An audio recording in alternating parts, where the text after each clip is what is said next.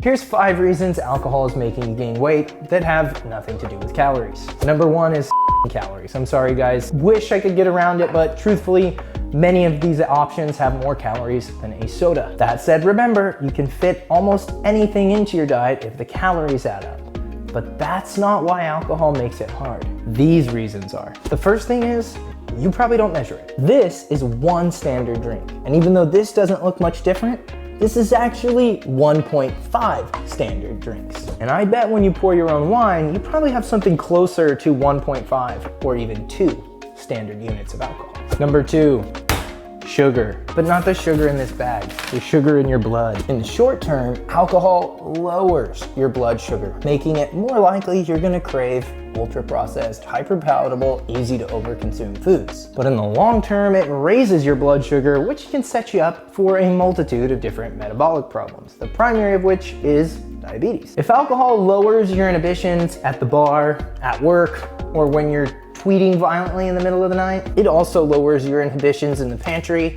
And don't get it twisted, alcohol is not guaranteed to make you eat more, but it might make you more likely to deviate from your diet. Another big one is sleep. Alcohol really crushes the quality of your sleep, especially your REM sleep.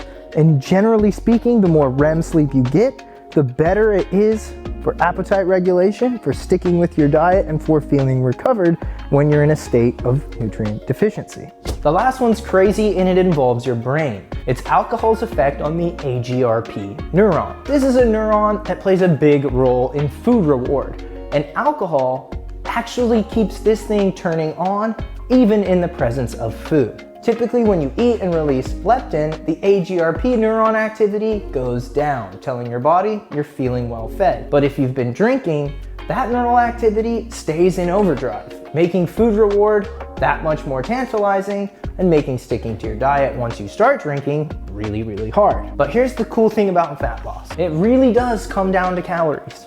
So no matter how much of this you drink, and even no matter how much of this you eat, if your calories are where they need to be, you'll lose body fat. I would just argue the more of your calories you allocate to this stuff, even more so than this stuff, sets you up for failure. And that if you can stick to alcohol in moderation, or even kick it at all while you're trying to lose fat and change how you look, it'll make things much easier.